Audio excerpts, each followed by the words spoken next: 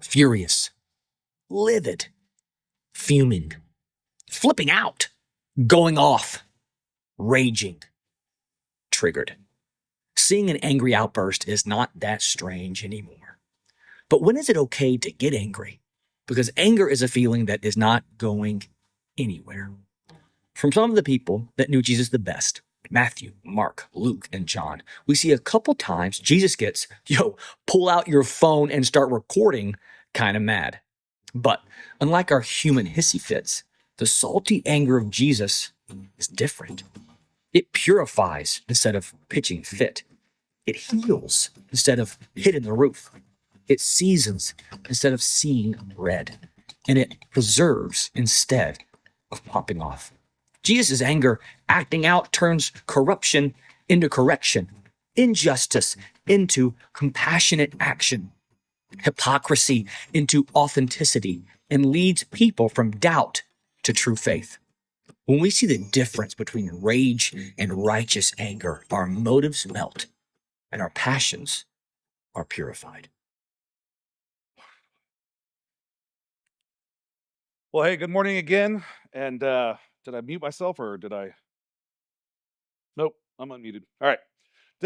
So good morning again, and I wanted to welcome you to NFL or 49er 10 a.m. Sunday. So that's kind of what happens. And but if you'll do me a favor, if you're following along with the game, just go ahead and mute your phone, and so that way I don't have to hear your score updates and any of those things. But how many of you, I said, let's dive into this message. How many of you have had an experience where you've just felt wronged? Anybody, you had an experience where you just felt wronged? You've had something happen in your life where you thought that it was just one of those things that you just felt that it was just unfair. It should have been something different. It should have been like, you were just like, wait a minute here. Why didn't I get what I thought I should have gotten? Why? Like I didn't get what I believed I deserved. It was something I thought I should have got. I want to kind of warn you a little bit. And Haley, you're back there. You're probably going to have to, because the pictures aren't going to show up for online, so you're going to have to probably go to camera 8 to where people can see them online. We're going to go through some pictures here really quickly, and I'm not going to spend a whole lot of time on a lot of them. And so, Mackenzie, as we can kind of go through some of these, there's about 12 pictures, and some of these may be a little disturbing to some of you. Some of these, they just may be normal to you because your brain just becomes so accustomed to them. But I just want you to look at these, and I just want you to just kind of, as you see them, just kind of store up your thoughts a little bit on them. So, Mackenzie, just go to the first one. And then let's go to the next one. And then let's go to the next. And then the next one. And then the next. And then the next. And then the next one. And the next. And then the next one. And the next.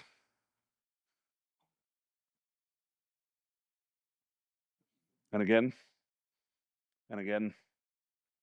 And again. And again. And again. And one more time. And then the last one. And again. So let's go to anybody, as you look through any of these, anybody get any anger? Anybody feel anything? Or did I go through them too fast for you to even get any sort of response? Because as you go through them, all of these things have been so some of them are recent things, and some of them have been happening since the 60s, and some of them have been happening since the 30s. You have the suffrage, you have the women's movement, you have, all of a sudden you start seeing some of these things. You have the war in Ukraine, you have the war that's going on. You start seeing all of these things that are happening, and we've been so desensitized to some of it that it actually doesn't even bother us sometimes. We see children that are suffering, and it's just like, whatever. We don't even care anymore. We see people that are being, if you didn't notice, the immigrants that are crossing across the water, they're actually running from the cartels in Mexico. That's actually what they're leaving and trying to cross from. And we've just gotten to the point where we're just like, we don't even care about that anymore. And if we look and we see the children that are in the the Indonesian children that are there that are sewing together some of the clothes that some of us are wearing in this room, it doesn't bother us anymore. We've just gotten to the point that we've just gotten to the point where it just doesn't bother us anymore. We've just seen it so much. It's just because we see it and we just go, we've been so desensitized to it, it doesn't make us angry any longer. There's a great book, and it's written by Robin Dunbar, and he talks about how many people we need in our life. And he talks about this, it's called Dunbar's number. And Dunbar's number is that he goes, as a society, and there's these numbers that you'll hear about them from the Bible, and you'll hear about these things. We can really care about 12 people. You can care about 12 people. So if you have more than 12 friends that you care about, you're above average. But you can really care about 12 people. And to be honest with you, about 3 people is really all you can be really good friends with. You can be really, really good friends with 3 people. Like, those can be your best friends. But you can care about 12 people. You can know things that are happening in their lives. You can know things. You can check in on them. You can have all those things. That's why a small group is great at about 12, right? Now, in past, a village, anybody ever heard the term, it takes a village to raise a child? Anybody ever heard that? Anybody have any idea what a village was in the past? I mean, how many people were in a village? It's a biblical number, so you probably can guess it. Anybody? No? Groups are 12. How many people do you think were in a village? Just go to the next number that would be a biblical number. Probably starts with a 4. 40. How about that? 40. 40 is a village. So 40 is an acquaintance. You can keep a number. You can go, hey, I can kind of know what's happening with about 40 people, right? I can kind of know. I know them. I know what's happening. I kind of know what's happening in their lives. 40 people. You can kind of know. And then the next number after that is about 120. After 120 people, your body just shuts down. You physically cannot keep up. You cannot keep up with what's happening after 120 people. You just cannot do it. In fact, you don't even care anymore. You do not care. And so with us now, with this bombardment of social media and 24-hour news and all these things, after 120 people, so you've seen school shootings, you've seen assassinations, you've seen all these things that have been happening, and you've been bombarded with it, you've gotten to the point where it doesn't make you angry, it doesn't do anything, you just don't care anymore. You literally do not care. You've just gotten to the point, it's another one. It's just another one. It's just another one. And see, what's happened is it's taken anger out of the equation, and it's made it to where it's not even a natural emotion to us. See, anger is a natural emotion. It's a natural emotion. And when we've been so desensitized, anger no longer becomes a natural emotion. It becomes an artificial emotion that's been pumped into us by the 24-hour news cycle. It's been pumped into us by the Republicans or Democrats or by whatever cycle that we're getting. It's been pumped into us and been artificially generated in us. You're angry about this. You're angry about that. Rather than, if we go back to this, if we go back to the slides that we generated, you should be angry about the injustices that are happening there. Because I got to tell you something. Jesus would be angry about the injustices that were happening on the screen there. He would not be angry about what the Republicans are angry about or what the Democrats are angry about. He would be angry about children being turned into slaves and making clothing for us. That's what he would be angry about. You see, here we are, we're going, oh, I'm so angry about this that is insignificant to us. It is insignificant to us. There are kids literally showing up and shooting one another, and we're just going, oh, who cares? It's just another one. It's just another one. It's just another one. You drive past people that are starving, people that are sleeping on the streets, people that are literally struggling in your neighborhood, and we just ignore it. You should be angry about it. You should be going, what are we doing to fix this? What are we doing to change it? And instead, the natural emotion is gone. It's gone. And what are we doing to change it? We're not doing anything. We're not doing anything. We don't feel heartache. We don't feel the pain. We don't feel the suffering. And see, it's something valuable, which is what we're seeing here. It's been corrupted. It's been corrupted. And see, at some point, we should be shouting, this is wrong. People are hurting. People are struggling. See, it says something. It says there is something really wrong here. And see, we as humans are hardwired for justice. It's our desire deep within us that things are supposed to be correct and they're supposed to be fair. And often our anger lets us know that that desire has been compromised. And when we don't feel it any longer, there's a problem. See, here's another question though for you. Who gets to say what is right and what is just? Who gets to say that? See, justice is complex. It's a mixture of emotions and goals and values. See, if you were to look at this, what's right, there's a book out there, it's called Injustice, What's the Right Thing to Do? And a Harvard law professor comes out, his name is Michael Sandel, and he argues that in America today, that it cares very little about justice, right? It has many different definitions of what justice could be, right? And it leaves a lot of questions. Does justice mean fairness, right? That's the question that he asks.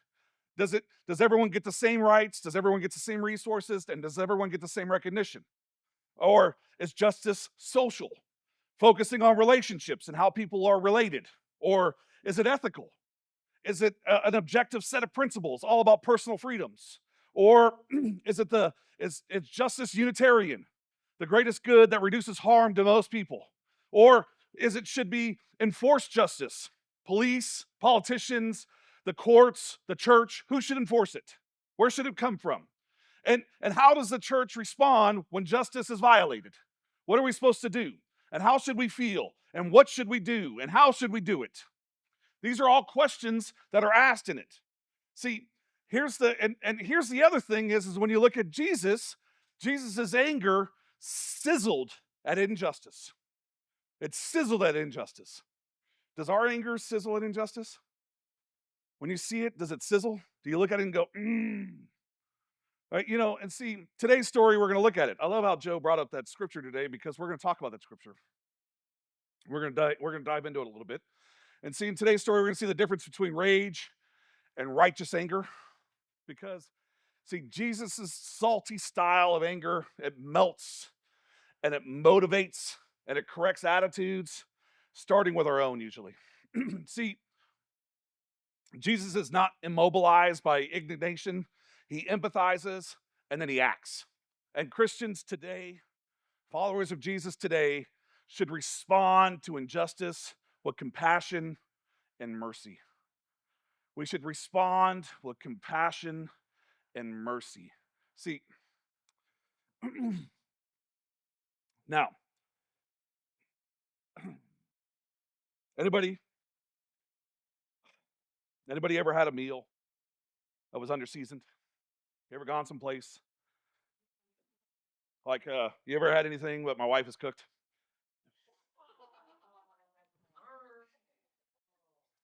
She'll tell you she can't cook. Like, she'll just admit to it.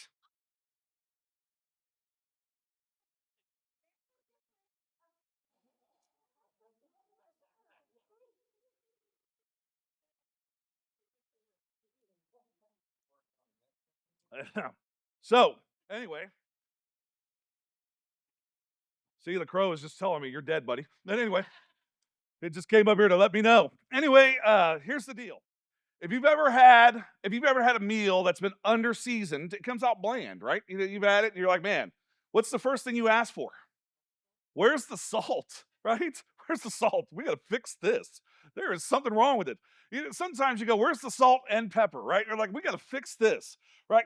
See, you need to have something. You go, hey, every dining table that you go to usually has a salt and pepper shaker on it, right? And salt isn't just for flavoring, but it's like an essential mineral for our diets. And salt changes the flavor. It creates like this chemical. It creates a chemical reaction with our taste receptors, and it enhances sweetness. and umami, and it reduces bitterness, and it's just a pinch of salt usually is enough. Unless you're in my case where I just dump it on there. Like I'm just like, oh, I don't care. Like let's fatten up these arteries. Let's do it. See, salt adds something to a dish, and Jesus describes his followers like salt, right? He describes us like salt. We add flavor. We bring something to it. We like and see here's the thing. See, God's people are to be agents of good in a world of injustice. We're supposed to add flavor to it, right? We're supposed to bring flavor to this. See, Israel was frequently told to care for the widow, to care for the orphans, to care for the refugees. And then today, followers of Christ are asked to meet the needs of the orphan, the widow, the refugee, the needy, and the injustice in the same way. We're asked to do the same things. See, Jesus' anger at injustice is evident in Luke's gospel. Same way. It is. And we just often, we miss it. So, if you don't know who Luke is a physician in the first church history, right? And he wrote Luke and Acts, about 28% of the New Testament. And it's the earliest copy that we have is dated at about 175 AD, but it existed well before that. It was probably written between 80 and 90 AD is kind of what we think. Not what we think, what other people think. Don't think what I think means nothing. So an essential theme of the book of Luke is salvation, the Savior and the saved, right? That's what it is. And it means, and when you look at it, Luke's idea of salvation is more than simply getting to heaven, right? He's talking about faith in Jesus brings eternal life, but Jesus' salvation also means deliverance from disaster, healing from physical affliction, removal of shame, like status reversal, forgiveness of sin, justification, as well as receiving life, peace, mercy, grace. That's what he's talking about here. So salvation and the kingdom coming is a present reality and future hope. That's what the book of Luke is all about. And so part of God's kingdom is responding to the injustice and the evil in the world right now. But Jesus' anger at injustice was always coupled with compassion and mercy. It was always coupled with it. It was always coupled with it. So in Luke 10, we find a series of teaches Jesus is teaching about living in the kingdom of God here on earth. And Luke begins, on one occasion, an expert in the law stood up to test Jesus. He said, "Teacher," he asked, "what must I do to inherit eternal life?" This is Luke 10:25, right? So this, I want to be clear, when it says an expert in the law, this is not just an attorney, right? This is not somebody who gets up and just like, hey, I work in a courtroom. His bar exam was writing and rewriting the Torah. This is somebody who literally was an expert in the Bible back then. He was an expert in the Jewish text. He wrote and rewrote, and he could quote the text over and over again. If you asked him, what is this? He would quote it to you. He would be able to quote it for you word for word. So when they said he was an expert in the law, he could quote you any of the first 5 books of the Bible with no issue. He could just quote it to you. There was no problem with it. And so, and when he stands up to test Jesus, he's really saying, I object. I object to what you're saying. And so Jesus responds, as he usually responds, with a question. And he says, "What is written in the law?" he replied. "And how do you read it?" So Jesus always goes, well, let's see what you have to say about it first. What is written in the law and how do you read it? And the expert responds, and he goes, love the Lord your God with all of your heart. And he goes, with all of your heart, with all of your soul, with all of your strength, and with all of your mind, and love your neighbor as yourself, right? And so this is just what Joe came up here and quoted. And so the Mr. Doctor expert in law quotes, Mr. Doctor expert in the law quotes the great commandment, right? Deuteronomy 6:5. That's what he's quoting. and Jesus goes, "You've answered correctly," Jesus replied. "Do this and you will live." That's what he says. That's 10:28. If you do that, you will live. But Jesus says, this is really what he's saying. He's going, hey, Mr. Doctor, expert in the law, well done. You get an A. Next question. That's what he's telling him. What's your next question? But the expert isn't done, right? He's like, he wants to justify himself. And so he asked Jesus, and who is my neighbor? Who is my neighbor? What a strange question. Like if you think about this is a strange question. Who is your neighbor? Do you imagine your street, your apartment, your dorm room? Is it what's the name of the couple across the street from you? Who's the strange guy across the hall? What like who is your neighbor? Like who is it? Like is your neighbor right now? The neighbor in your seat? Is it the neighbor that you live next to? Is it the neighbor from the field across the street? Like what is it? Who is your neighbor? Like this is what like the expert in the law is going, well, which neighbor? Who? Who is your neighbor? And so the expert in the law is probably a lot like most of us. Many of us tend to think of our neighbors as the people who look like us, who vote like us, who dress like us, people who share our beliefs. That's what they're thinking. Like, but deep down, here's the thing. What people are hoping Jesus would say is who are not your neighbors. That's really what they're really hoping he would say. Who are not your neighbors? They're looking for the people you don't have to love. Who don't you have to love? So we're kind of, what they're looking for, a limited kind of neighborly love is what they're looking for. And a limited kind of neighborly love gets Jesus a little salty. So that's what happens here. A limited kind of neighborly love gets Jesus a little salty. So Jesus answers with a story. And in reply, Jesus said, a man was going down from Jerusalem to Jericho when he was attacked by robbers, and they stripped him of his clothes and beat him and went away, leaving him half dead. Now, I know that some of us, we've heard this story, and maybe you should, like, I just want to give you kind of an understanding of this. Because I think some of us, we don't think of how far this is. We don't think about the distance. We don't think about the journey. We don't think of what it's like. So first off, this is a 17-mile walk. 17 miles, right? And Jerusalem is 2,500 feet above sea level, right? So so this is, and Jericho is 800 feet below, right? So you're talking a 3,300 foot drop in elevation.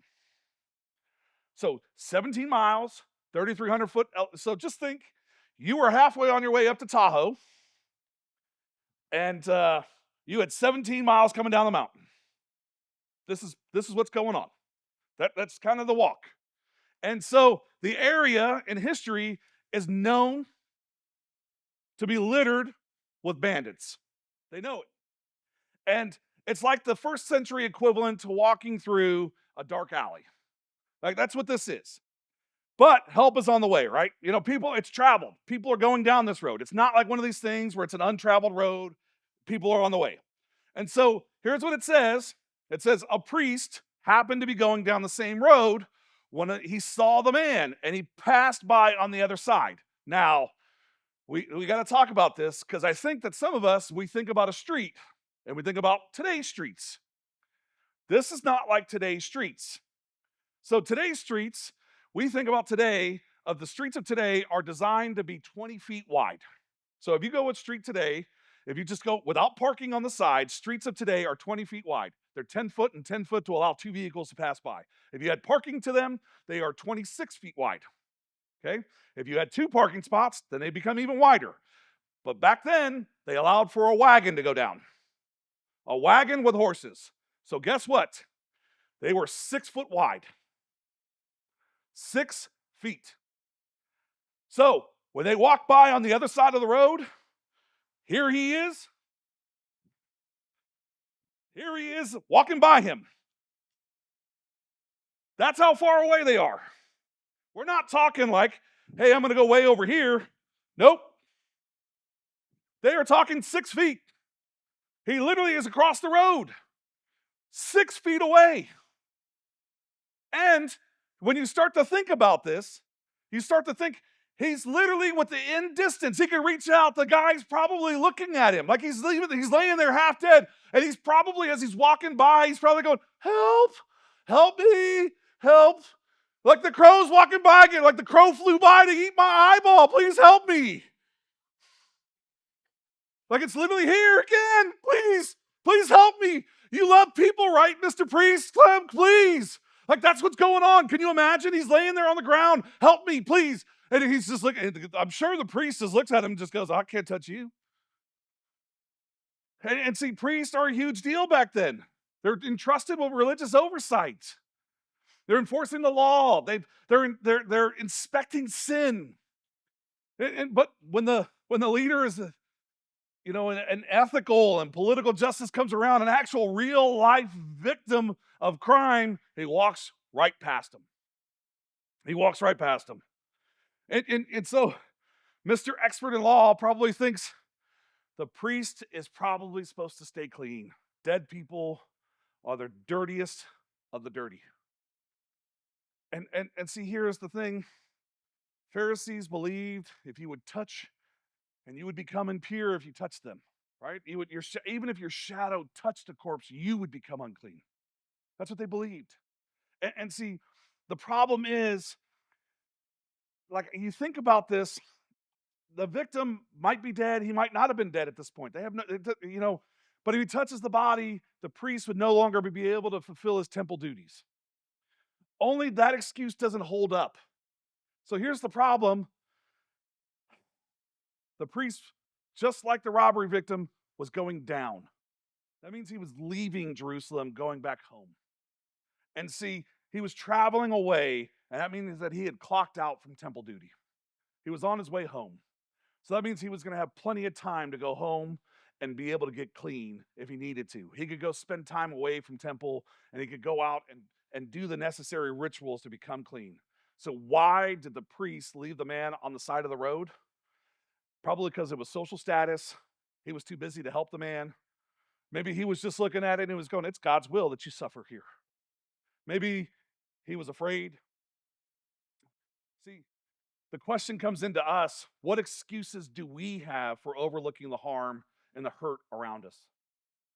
What excuse do we have for walking by it? What excuse do we have for looking at it, even when it's 6 feet away from us, when we can just look at it from the other side of the road and just go, they're suffering, they're hurting, and we just walk past it. What excuse do we have? Why do we have an excuse to look at the injustice the same way the priest did? Because it's going to make us dirty. It's going to make us unclean. It's going to make it because we don't have time. Because it's just God's will. Because they did this to themselves. That's because of their habits, their hurts, their hang-ups. I just want you to know something. Most of us in this room had habits, hurts, hang-ups, addictions, past, all those things. And guess what? Somebody reached out to help each one of us. Somebody reached out and said, you were worth saving.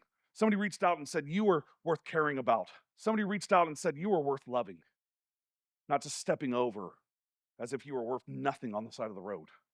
And see, that's what that priest looked at him and said, you're worth nothing. See, that's what happens. See, there's been plenty of times that so many of us have just skipped past and driven down the road, and we've just stepped or missed an opportunity to help somebody, to reach out to somebody, that we just said, I'm too busy. I don't have time. I've got to be someplace. And see, looking past people who need help gets Jesus a little salty. It gets Jesus a little salty. But in Jesus' story, the priest isn't the only passerby.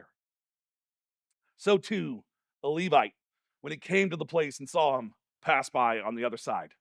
Luke 10:32. See, Levites also had the rules to stay clean, but they are the temple tabernacle helpers. The Levites had the time to stop.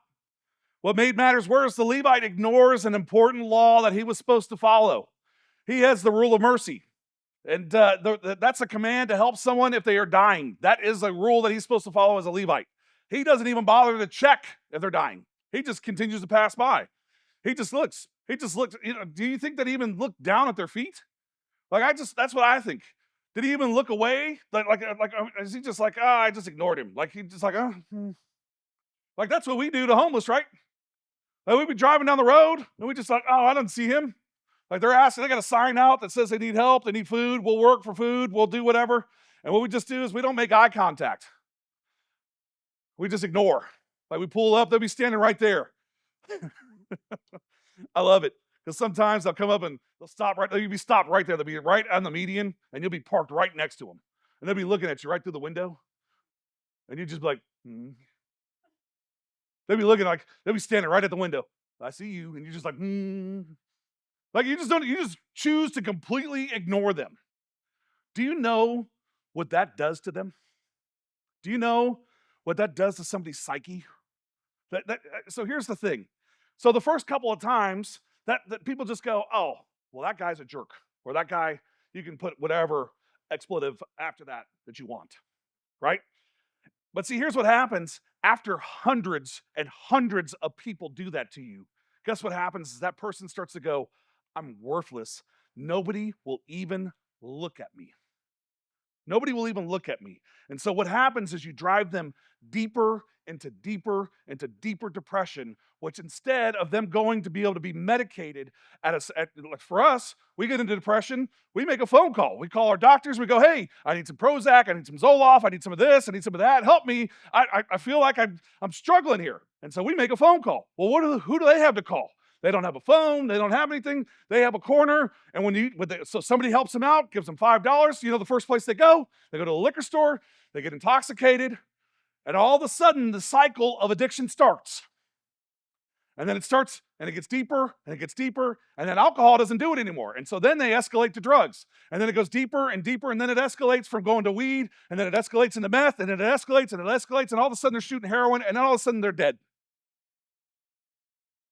In case you didn't know how it works, that's how it goes. And in case you want to know, come down to the shelter and we'll start introducing you to people that have been there. And we have some people here that have come out of that cycle that would love to share with you about what they went through. They'll share with you all the things that they went through in order to get where they were and exactly how that was and how they were treated like nothing. Guys, I'm telling you, how we treat people makes a huge, huge difference. All you have to do is roll down the window and go, hey, I don't have money for you, but what I do have is the love of Jesus. That's all you have to say. I don't have money for you. I have the love of Jesus. And what I'd love to do is refer you to our shelter. Simple. Guess what they'll do? Where's the shelter at? Or I'm good. They'll stop asking you. They'll walk away from you. It's a simple thing. You don't have to ignore them. You don't have to say, oh, I don't have, you don't even have to lie to them and go, I don't have any money. Don't say that. You have money. You have some change floating around in your pocket. Just be honest with them. I don't have money for you. Roll down the window. I don't have money for you. Do exactly what Peter and John did. I don't have money for you, but what I have is the love of Jesus. Now get up and walk. That's all you have to do. Very, very simple. You want to be able to show compassion. You want to be able to show love. You want to be able to help people right here in our community. You're already doing it, what you're giving here at the church. And if you're not giving, start giving. Just start doing it. So, sorry, little rant. The priest and the Levite seem to think it's better to leave someone to die. There's a famous quote that's attributed to a philosopher and a statesman. His name is Edmund Burke. And he comes out, Edmund Burke, I'm sorry, and he says, all that is necessary for evil to triumph over good is that good men do nothing. That's all it is. Just continue to do nothing and evil wins, by the way. So, and I know, I listen to you. I hear you. You walk up. You are all good people. Stop letting evil triumph. Stop letting it. You allow it to win by doing nothing. Stop allowing it to win. But Jesus continues his story. So Jesus gets ready to drop an F-bomb in church. Here's what it is. He literally gets up and he goes, but a Samaritan. So literally he just drops an F-bomb. That's what happens. Because that's what happens back then. These people are at war. The Jews hate Samaritans. They absolutely hate them. They're half-breeds to them. So they hate them. They're like, what? A Samaritan? Are you kidding me? Did you really bring that up in here? You can't be talking about them here.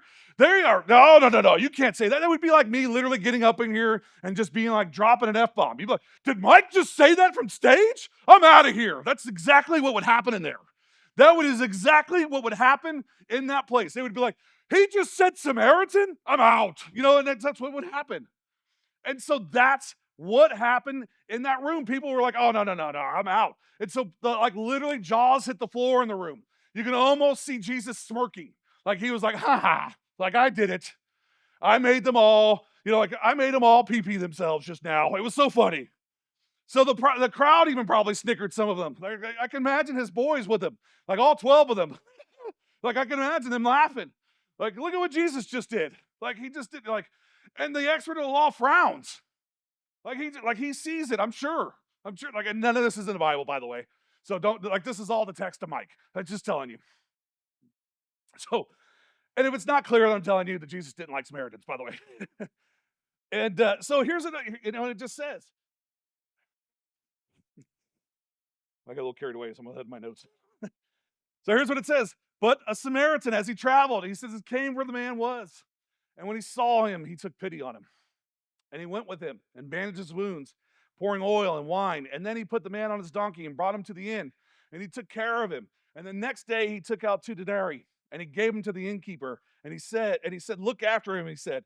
And when I return, I will reimburse you for any extra expenses that you may have. So I want to stop there for a second before we even go to the next thing. So the innkeeper, I want you to know something, was probably Jewish as well. Okay? Which means that this Jewish man already had a relationship with the Samaritan. Which means that he was already a trustworthy person. That he was willing to give him a line of credit. That he was like, I'll loan you money knowing that you're going to return to pay me. That's what it says already. That's what it's saying. This is just a good person. See, here's the thing. When people interact with you, do they already know that you're a good person? Do they know that you're a good person? Do they see your actions? Do they see how you responded to situations before? Do they see what you've done in the past? Do they go, man, I've seen how he's interacted with other people. I've seen how he's done things before.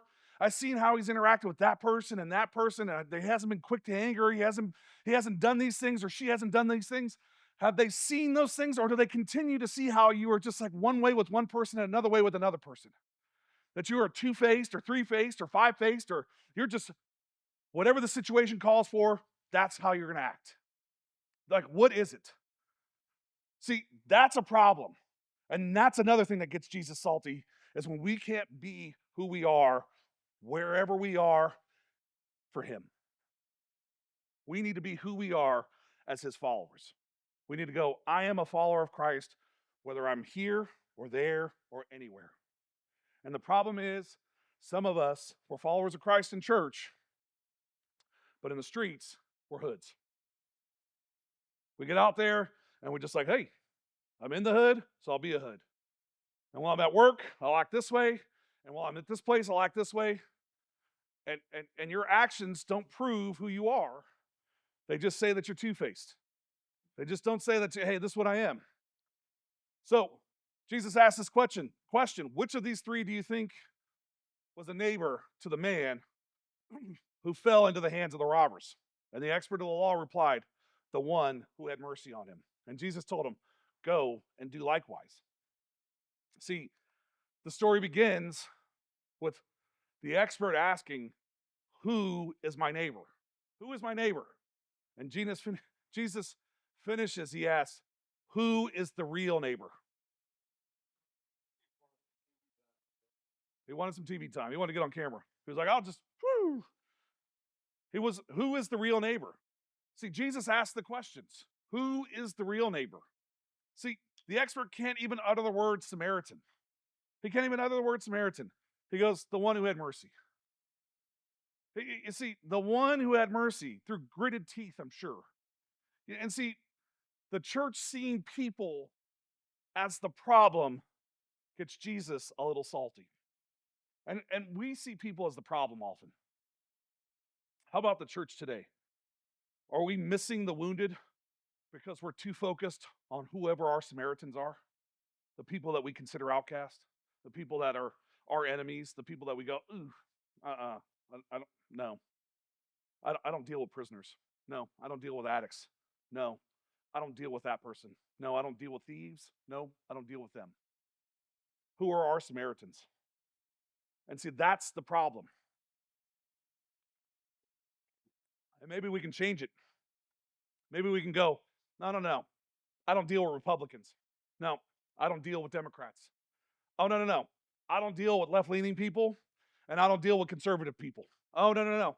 I don't deal with people that are older, and I don't deal with younger people.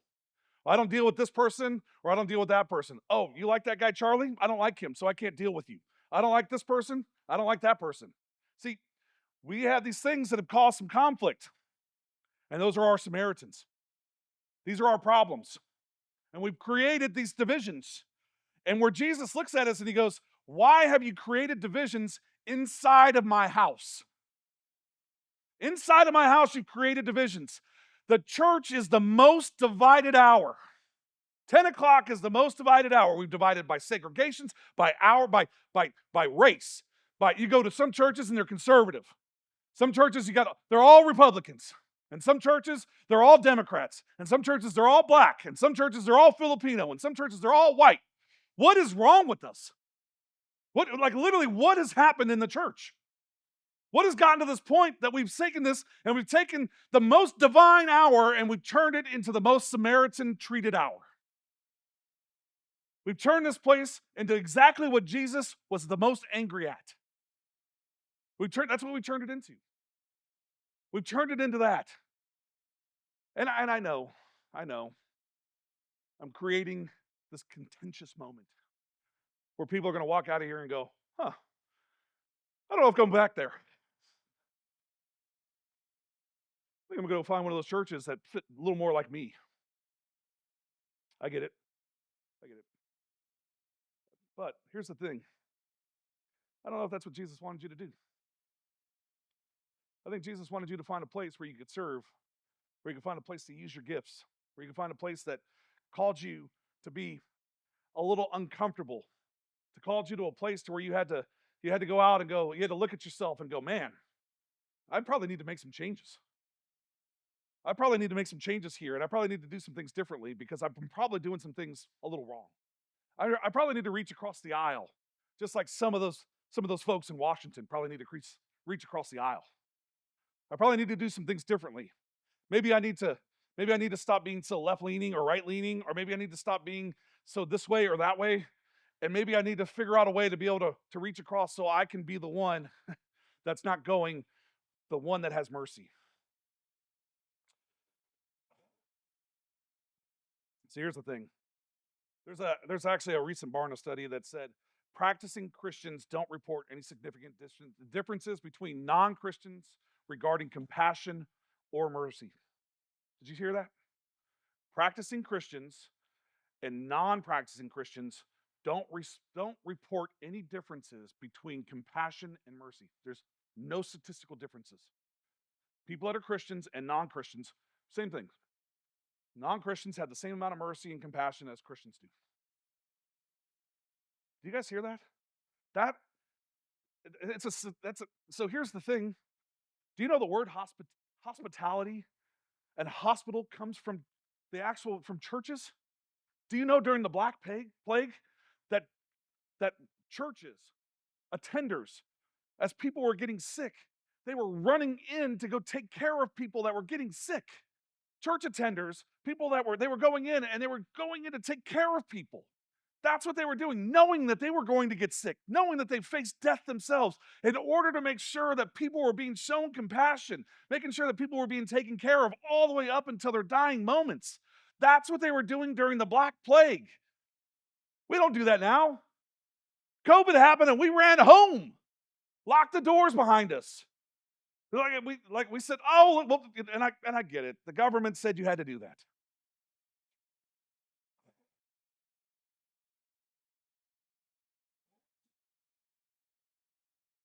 just tell you, this would make Jesus salty. This would make Jesus salty. The church should be different. We should be the hero. We should be the one that we're traveling down the road from Jerusalem to Jericho, and it's us that's taking him to the end. We should be the one that it's those followers of Jesus that took him to the end. It's the church that took him to the end. It should be those attenders of the North American church. It's the attenders of the Edge. It's the attenders of the churches in this community. It's the attenders of all these churches here. They took him to the end. That's what it should say. And that's how we should respond. But the problem is, some of us would just walk on the other side of the road as well. And we need to change that. We need to have this fundamental shift. See, a true neighbor looks past the differences that divide and reflects on Christ's unconditional love. See, we have to look past these divisions, and we need to start looking at unconditional love. And we've gotten too caught up on the divisions. We have. So, what do we look like? Do we look more like the Good Samaritan, or do we look like more of the expert? Do we need some of the salty anger of Jesus? Do we need some of that condemns our inaction? Do we need some of that Jesus needs to come in and go, hey, your inaction has led to injustice, and you need to start replacing your inaction with compassion and action? Is that what it needs to be? I don't know. So, how about this? How about we shift gears? What can we learn? What can we do? What can we learn from Jesus' story here? So, number one, maybe we need to have some of the salty anger, because this salty anger leads to feelings of compassion. Maybe that's what it is.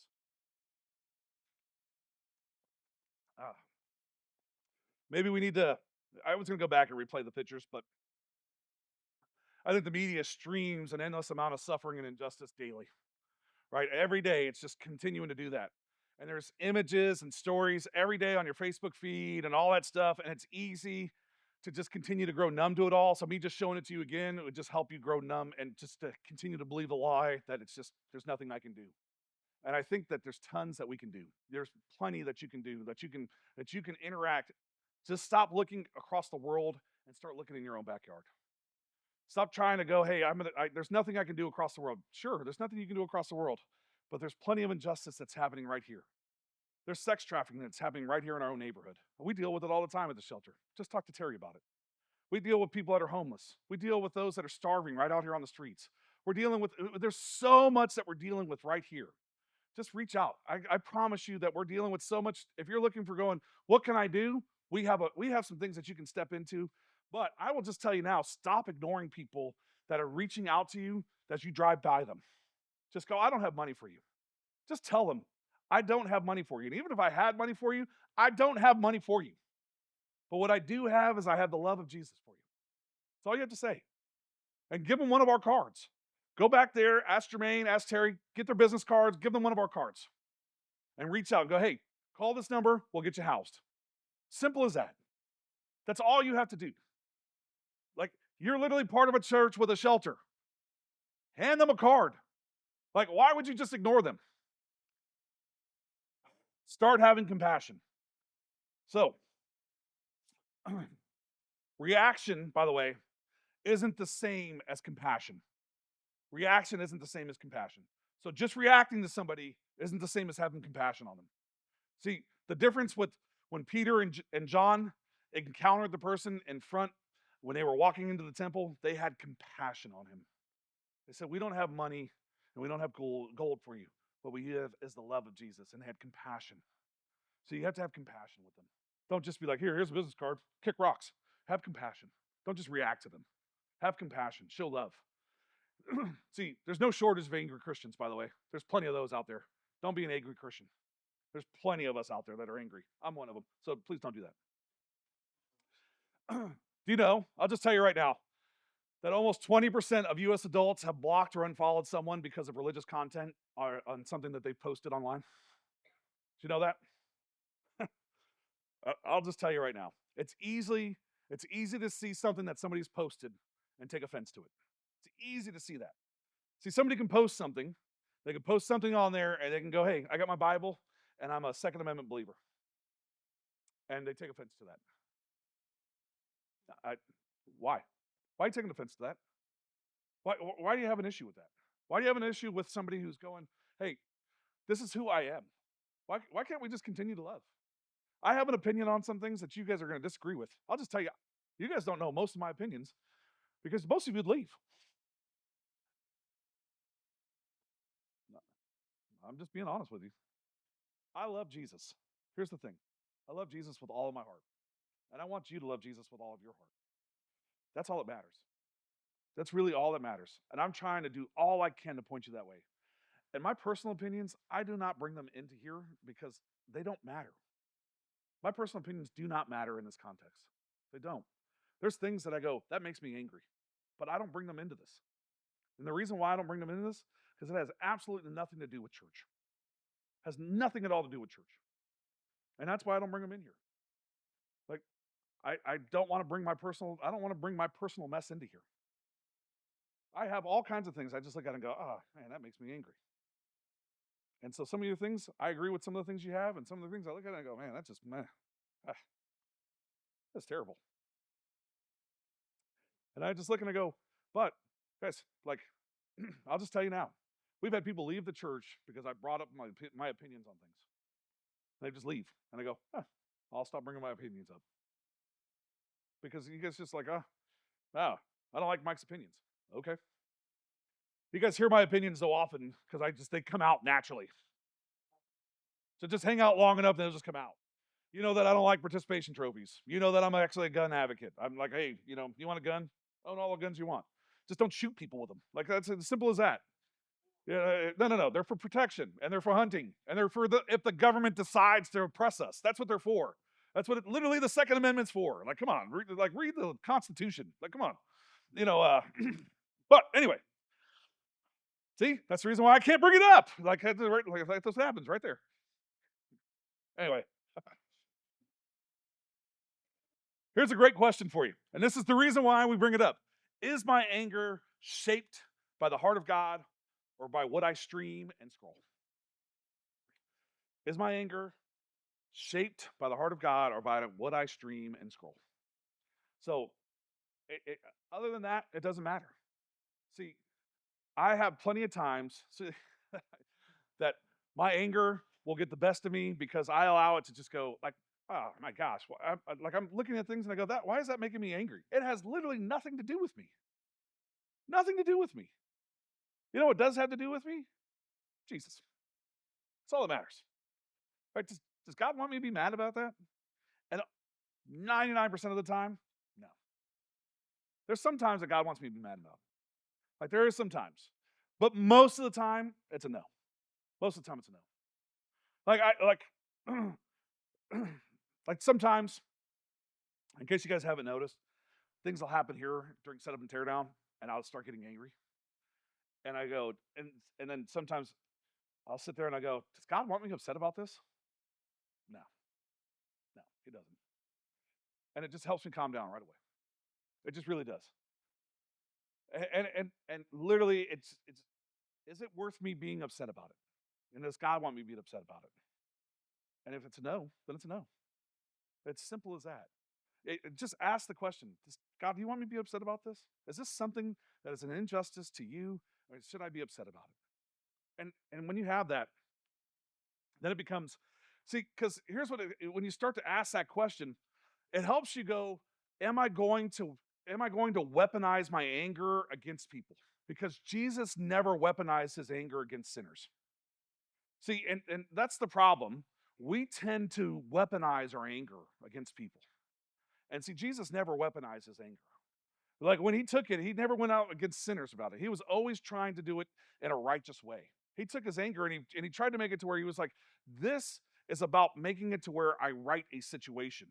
And we tend to make it to where we go, this is about righting a wrong that's been oppressed against me rather than righting a situation. We need to get better at going, how do I right an injustice rather than righting something against me?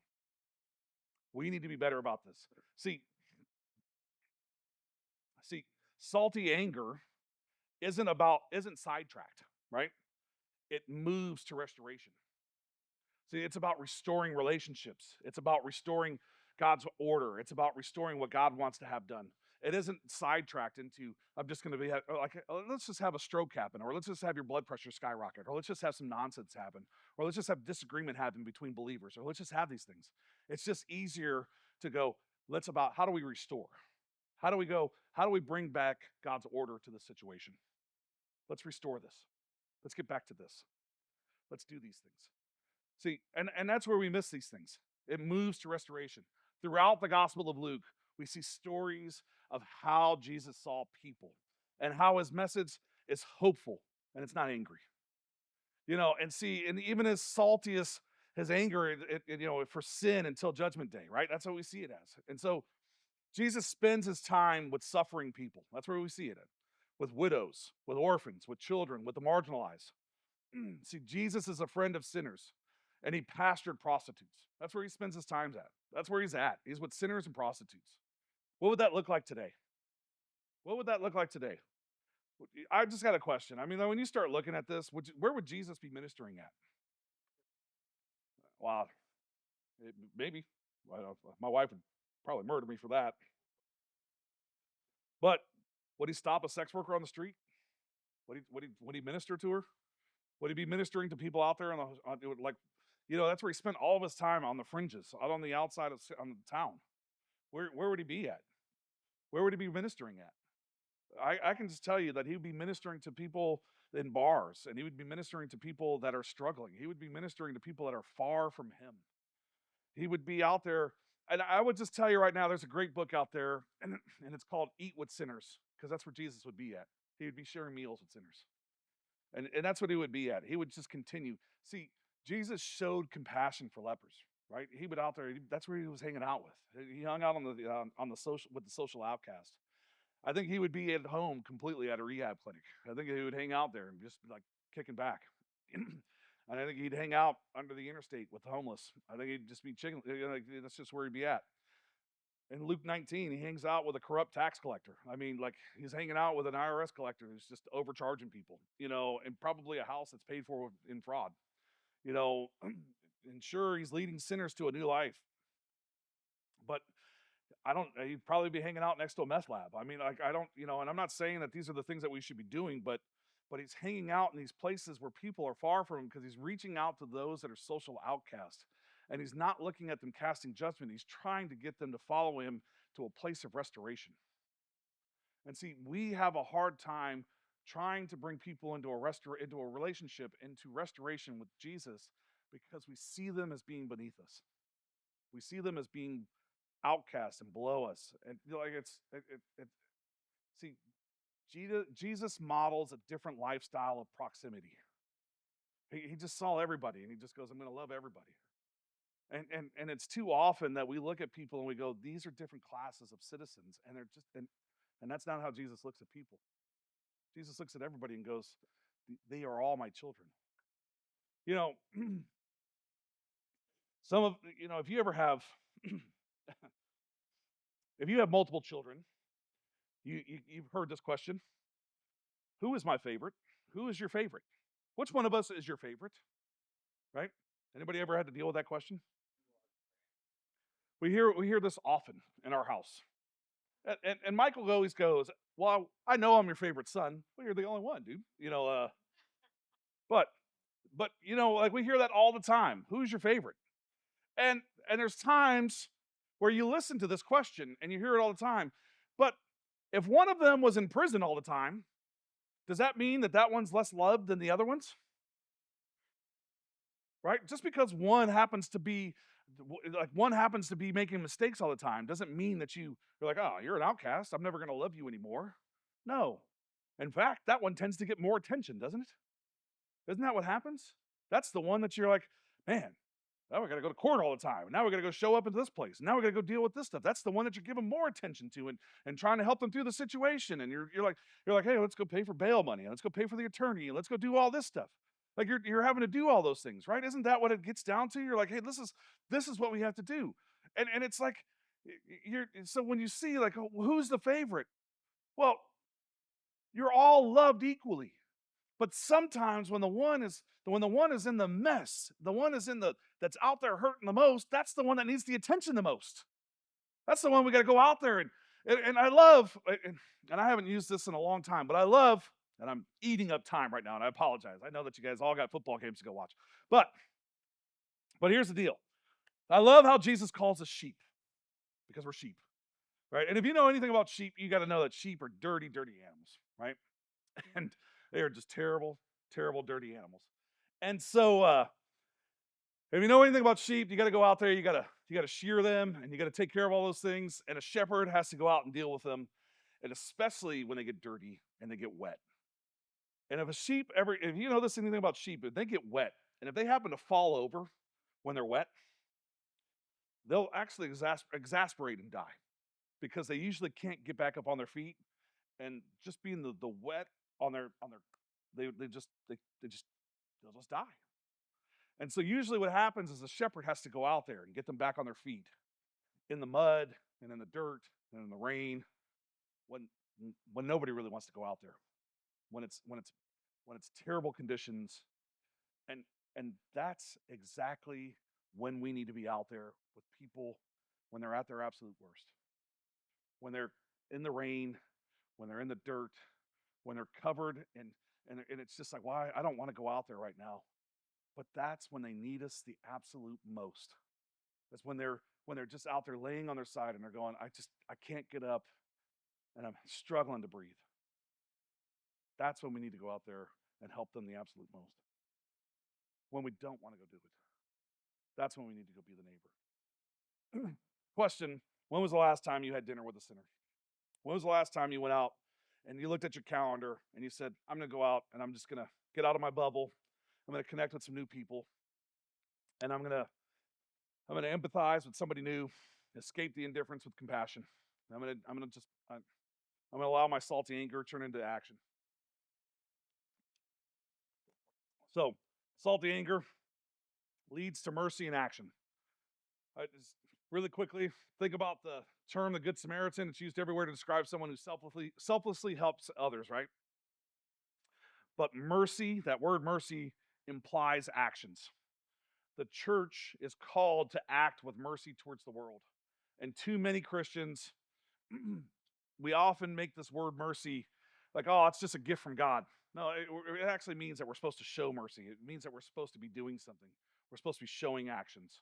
And so we're supposed to be going out there and being a champion of giving mercy, the champion of power of prayer, the champion of what we're supposed to be doing in these things, how we're supposed to be showing service and giving mercy to people, and over this social strategy and everything, mercy for suffering people, for refugees, for people experiencing poverty and homeless.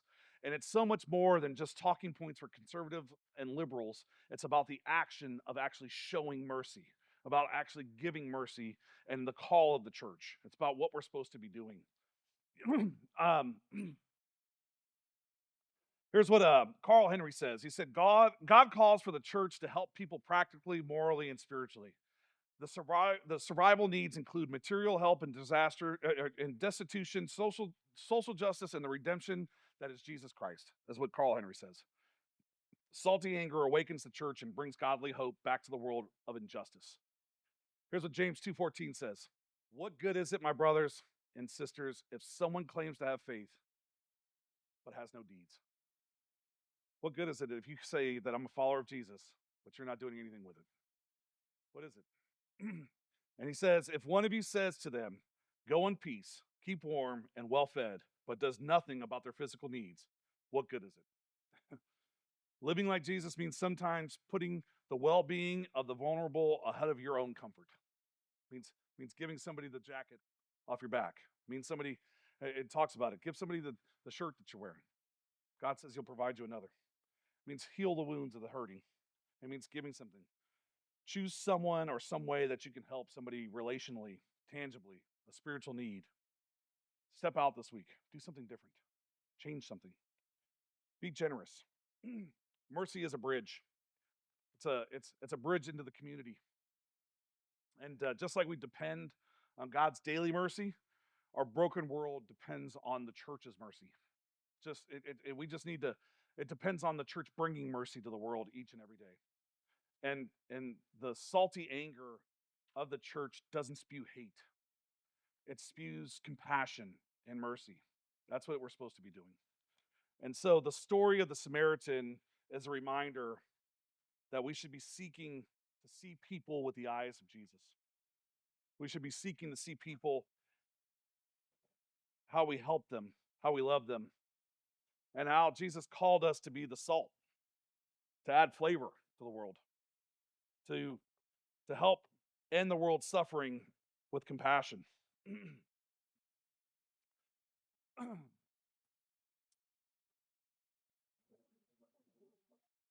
As I apologize for going a bit long today. Seems like I've been going along the last couple of weeks.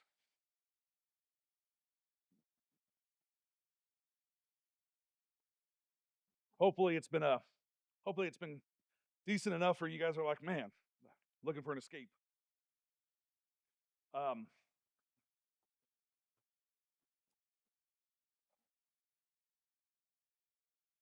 as I want you to just do me a favor for a moment and close your eyes. And we're going to close in prayer here in a second. But I want you to close your eyes for a moment, and I want you just to think back.